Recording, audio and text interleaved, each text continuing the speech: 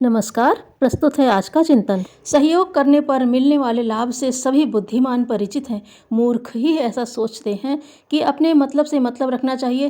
क्यों किसी के झगड़े झंझट में पड़े, क्यों किसी की सेवा सहायता में अपना समय और पैसा खर्च करें। दूसरे जब सुखी होते हैं तो कौन हमें अपनी संपदा का एक भाग दे जाते हैं। जब किसी को हमारी परवाह नहीं तो हम ही क्यों किसी की परवाह करें। अपनी जेब में पैसा होगा तो 20 सहयोगी पैसा देकर खरीद लेंगे। जब जेब खाली होगी तो दूसरे मिन्नतें करने पर भी सहायता करने को ना आएंगे। जब यही प्रचलन जमाने का है तो हम भी क्यों ना उसी ढर्रे को अपनाएं। अपनी सामर्थ्य अपने लिए ही क्यों न सीमित रखें। यह दलील व्यावहारिक बुद्धि से तो उपयोगी जचती है, पर जब बारीकी में उतरते हैं तो प्रतीत होता है कि कोई एकाकी व्यक्ति प्रगति के पथ पर अग्रसर होना तो दूर अपना निर्वाह तक नहीं कर सकता। अपनी मान्यता भीतर ही छिपाए रखें, किसी पर प्रकट न होने दें तो बात दूसरी है। अन्यथा संकीर्ण स्वार्थपरता का पता चलने पर दूसरे भी उसी के अनुरूप अपना मन सिकोड़ लेंगे।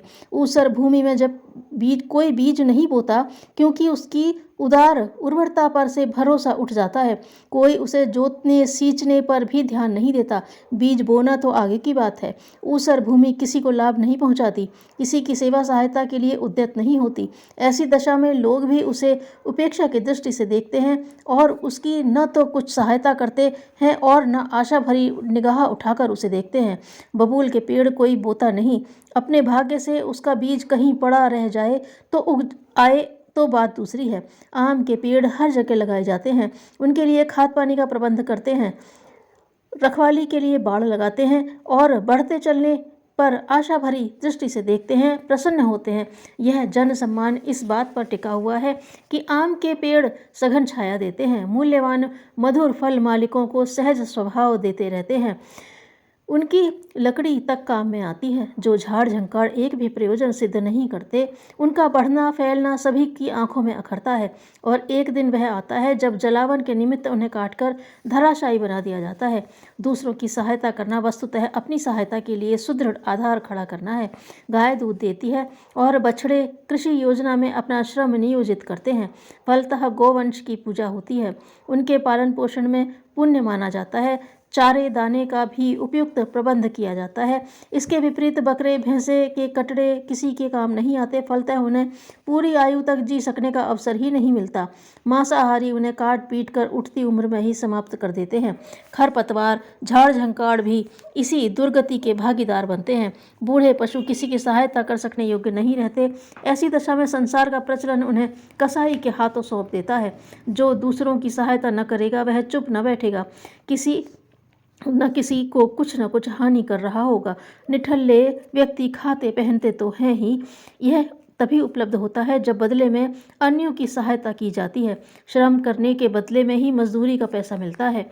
यह आदान प्रदान का उपक्रम है। एक पक्ष अपने ढंग से सहायता करता है, दूसरा दूसरे ढंग से। जहाँ यह तालमेल जब तक ठीक ठाक बैठा रहता है तब तक आदान प्रदान का दोहरा आनंद मिलता रहता है। आप कमाना, आप पकाना, आप खाना संभव तो है, किंतु इस नीति को अपनाने पर जीवन बड़ा कष्ट साध्य और नीरस हो जाता है। संयुक्त परिवार में अपने अपने ढंग से सभी परस्पर एक दूसरे की प्रगति और प्रसन्नता में सहायता करते हैं, इसीलिए घर आंगन में स्वर्ग खेलते देखा जाता है। परिवार की व्यवस्था बनाने में अनेक झंझट रहते हैं, तो भी जी यही करता है कि मिलजुल कर साथ साथ रहें। मजबूरी में जब अलग अलग चूल्हे बनाने और घर बसाने पड़ते हैं तो संयुक्त कुल परिवार की संपदा, प्रतिष्ठा और सशक्तता में कितनी कमी पड़ती है, इसे सहज अनुभव किया जा सकता है। बंधी बुहारी की शोभा उपयोगिता सर्वविदित है, पर जब सींकें बिखर जाती हैं तो उन्हें कचरा भर मानकर ठिकाने लगा दिया जाता है। जीवन यात्रा इसलिए ठीक प्रकार चल पाती है कि काया के सभी अवयव अपना उपार्जन दूसरे के हवाले करते रहते हैं। यदि कोई किसी की सहायता न करे, अपनी सामर्थ्य मात्र अपने लिए ही नियोजित रखे, तो जीवन संकट अधिक दिन आगे न चल पड़ सकेगा। हाथ कमाते हैं, मुंह को खिलाते हैं, मुंह पेट को देता है, पेट के पाचन से विनिर्मित हुआ रक्त हृदय तक पहुंचता है, वहां से नाड़ियों द्वारा समस्त शरीर में वितरित होता है। यह इस प्रकार से हाथ भी लाभान्वित होते हैं। यही है जीवन प्रवाह की गतिशीलता। यदि इस चक्र में व्यवधान पड़े तो सभी अवयवों में से प्रत्येक को बेमौत मरना पड़ेगा। न केवल वे स्वयं नष्ट होंगे वरन समूचे जीवन क्रम को ही समाप्त कर बैठेंगे। स्वार्थ का अर्थ है विनाश। पति पत्नी एक दूसरे के लिए समर्पित होकर न रहें और अपने अपने श्रम सहयोग का तत्काल मुआवजा मांगें तो फिर दाम्पत्य जीवन के साथ जुड़ा हुआ वफादारी भरा विश्वास किस प्रकार उभरेगा।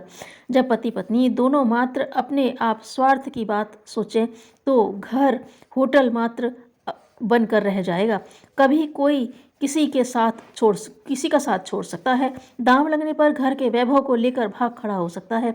ऐसी दशा में विवाह बंधन में बंधने की अपेक्षा स्वतंत्र रहने की बात सोची जाने लगेगी। स्त्रियां किसी का वंश चलाने, घर संभालने, गर्भधारण करने की मुसीबत में क्यों फंसेंगी?